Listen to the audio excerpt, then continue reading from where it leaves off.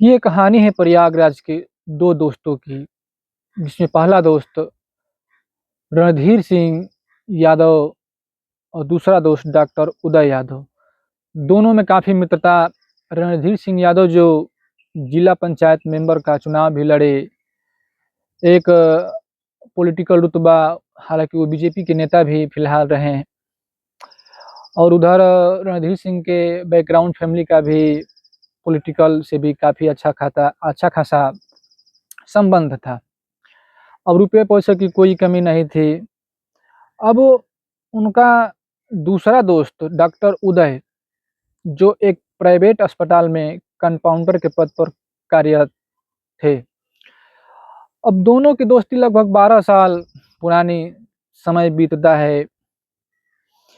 उदय यादव की शादी पहले से ही, चूँकि दोनों लोगों की शादी पहले से ही हो चुकी थी। उदय डॉक्टर उदय यादव की पत्नी अंजलि, अब ये अंजलि थी जो सोशल मीडिया पर काफ़ी एक्टिव रहती थी।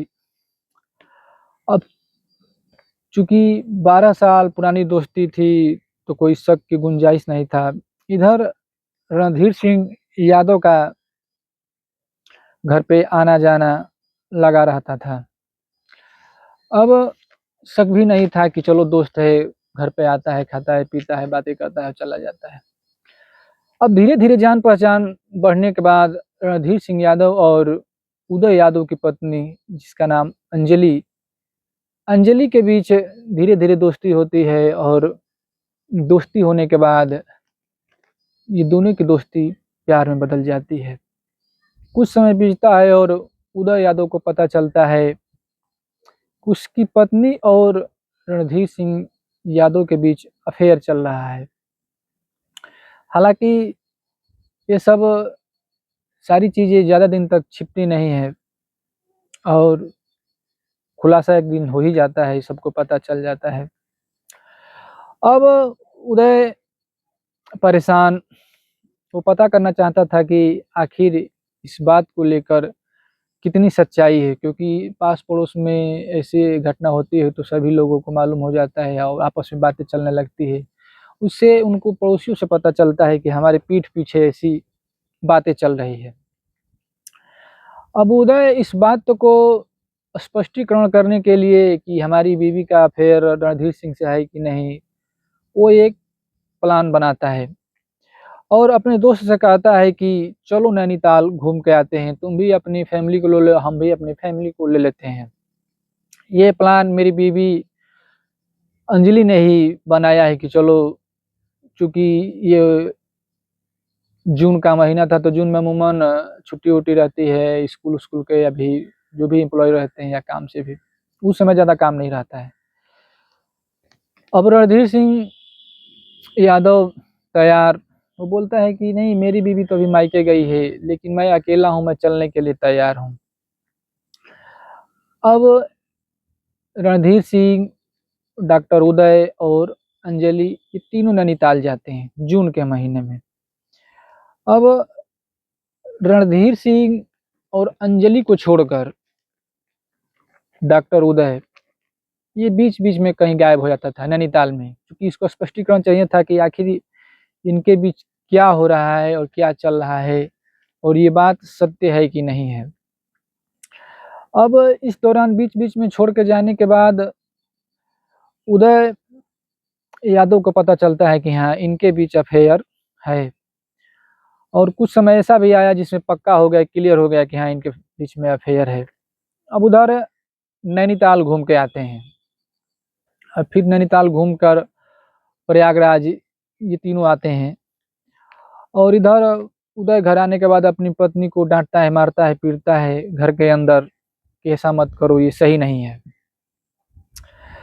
अब उदय को लग रहा था कि जो हमारे साथ रणधीर ने किया है, ये गलत किया है। ये बात उदय को अच्छी नहीं लगती थी। अब उदय का एक दोस्त था जो अस्पताल में काम करते वक़्त उसका दोस्त था राम सिंह। अब ये बात उसको बताता है कि देखो ऐसी-ऐसी बात है।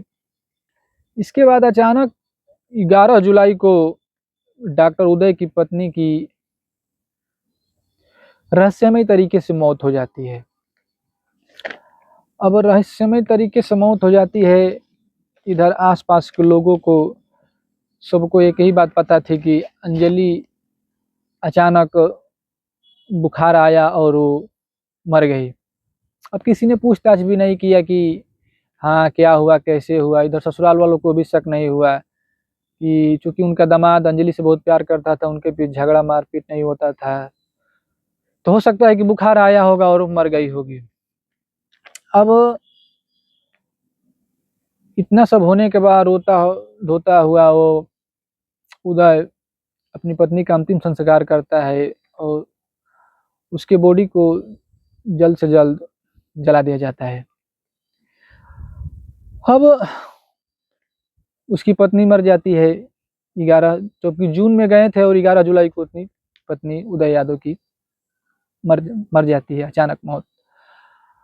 अब फिर से एक बात कुछ दिनों के बाद सामने आती है कि पास-पड़ोस के लोगों को कि कहीं ऐसा तो नहीं कि रणधीर सिंह और उदय की पत्नी अंजलि के बीच में अफ़ेयर चल रहा था, इस वजह से इसकी पत्नी मर गई हो या मारा गया हो।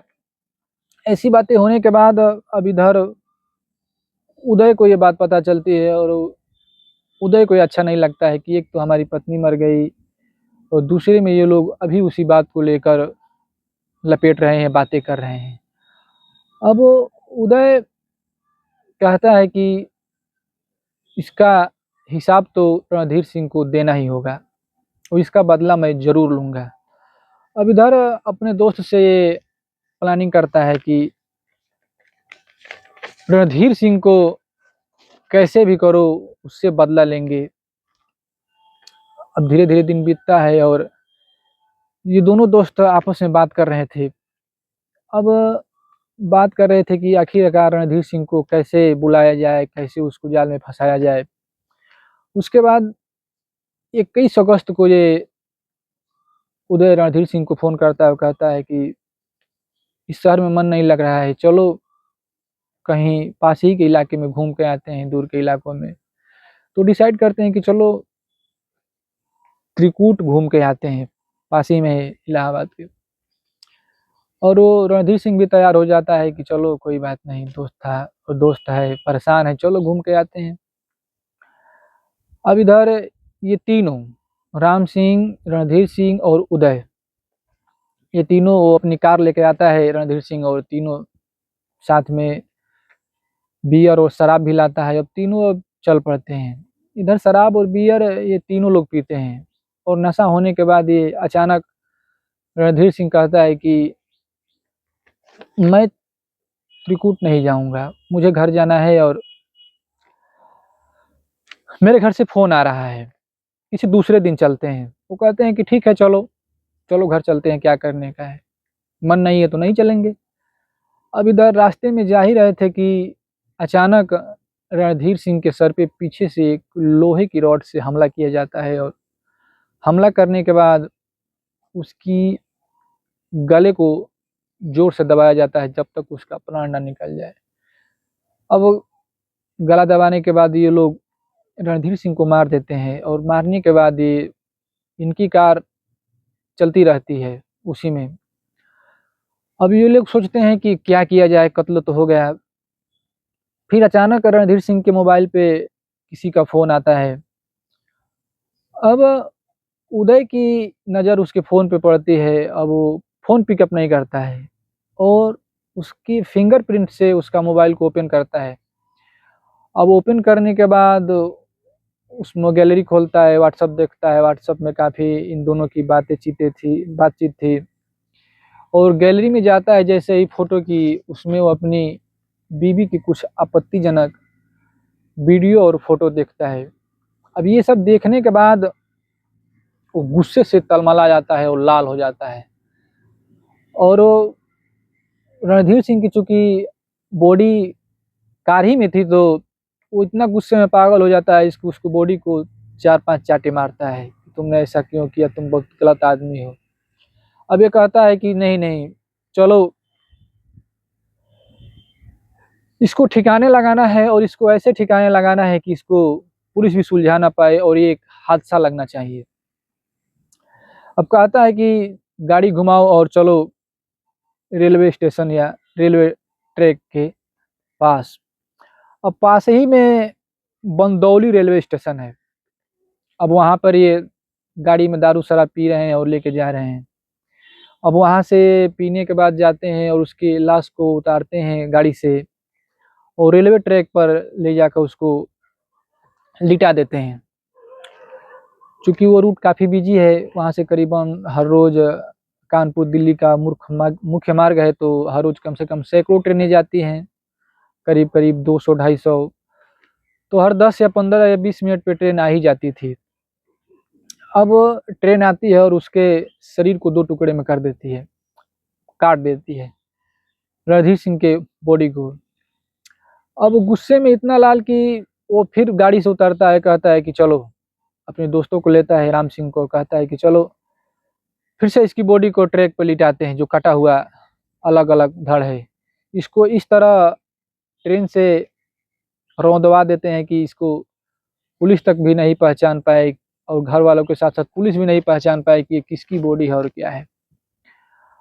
अब ठीक वैसा ही करते हैं, उसको करीब-करीब 10 से 15 टुकड़ों में ट्रेन से लगभग 2 घंटे वहाँ पे खड़ा होकर वो लोग ऐसा ही करते रहते हैं। ट्रेन आती, काटती और रखते और कट जाता और देखते और फिर उस कटे हुए धड़ को रखते और फिर ट्रेन उसको ही अलग करती। ऐसे करके कम से कम 10 से 15 टुकड़े होते हैं। उसके बाद ये लोग कहते हैं कि चलो, अब ये लोग गाड़ी अपनी घुमाते हैं और निकल पड़ते हैं। इनका प्लान था कि अब गाड़ी को ठिकाने लगाना है। चूँकि गाड़ी कहीं पे फँस जाती है अचानक, अब ये लोग गाड़ी छोड़ के वहाँ से निकल जाते हैं।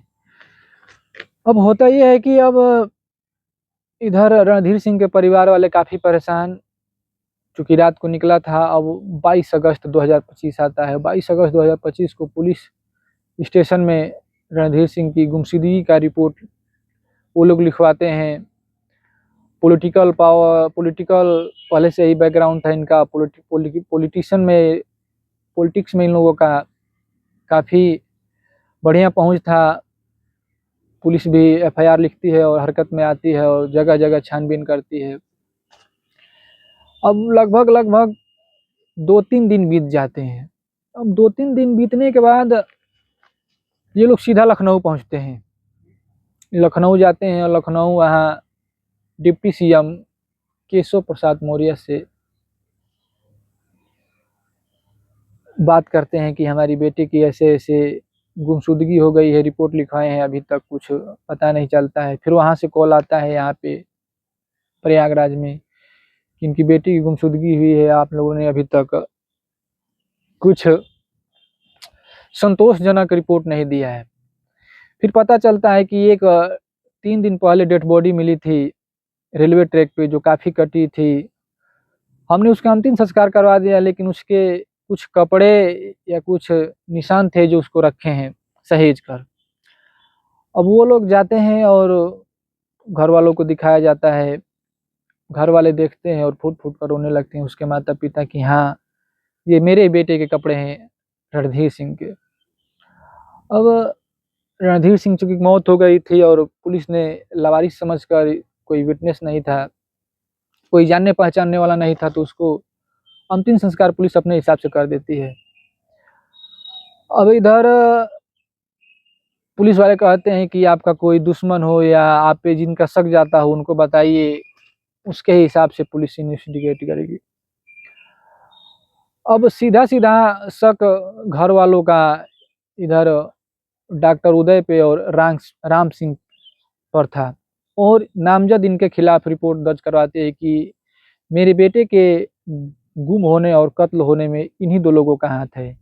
चूँकि उनको भी पहले से भनक थी कि डॉक्टर उदय यादव की पत्नी के साथ उसके बेटे के रिलेशन थे, इसलिए हो सकता है कि 1 डेढ़ महीने पहले उसकी पत्नी का रहस्यमय तरीके से मौत होना और 1 डेढ़ महीने के बाद मेरे बेटे का होना, इसमें कुछ इन्हीं लोगों का हाथ है। अब पुलिस जगह-जगह दबिश डालती है और एक दिन अचानक जो डॉक्टर उदय का दोस्त था राम सिंह, वो पकड़ा जाता है। अब राम सिंह वो खुद कबूल किया है कि हाँ, हम लोगों ने ही उसके सर पे रॉड से मारा, साथ ही में शराब पी, उसके बाद वो घर जाने लगा तो हमने उसको रॉड से मारा, उसका गला दबाया, उसकी हत्या की है और रेलवे ट्रैक पर ले जाके उसको 10 से 15 टुकड़ों में विभाजित किया है, क्योंकि पुलिस से बचने के लिए। अब पुलिस का कहना यह है कि जो रणधीर सिंह का मोबाइल था वो कहाँ पे है, उसको कहाँ तुम लोगों ने छिपा कर रखा है। राम सिंह बोला है कि बोलता है कि अभी हम लोग उधर से उसका गाड़ी लेके आ रहे थे उसकी, तो उदय उसका मोबाइल लेके निकल गया है, वो मोबाइल उसी के पास है, वो मोबाइल मुझको नहीं मिला है। हालांकि इसमें एक और बात है कि अभी तक उदय फरार चल रहा है, उसको पकड़ा नहीं जा सका है। हालांकि ये वाकया करीब 5 से 6 दिन बीत चुके थे इस वाक्य घटना के बाद, और अभी तक पकड़ा नहीं गया है। अब पुलिस को अब ये भी डाउट होने लगा है कि जो रहस्यमय तरीके से या बुखार आने से अचानक अंजलि की मौत हुई थी, इसकी मौत भी उदय ने अपने हाथों से जहर खिला के किया है या जहर दे के मार दिया है। क्योंकि अब जैसे ही उदय पकड़ा जाएगा उसके बाद ही इन सब बातों का पता चल पाएगा कि हाँ मामला क्या है, क्या उसकी पत्नी को उसी ने जहर दे के मारा है और किस तरीके से आखिरकार क्यों ये सब वारदातें हुई है और क्या कुछ हुआ है।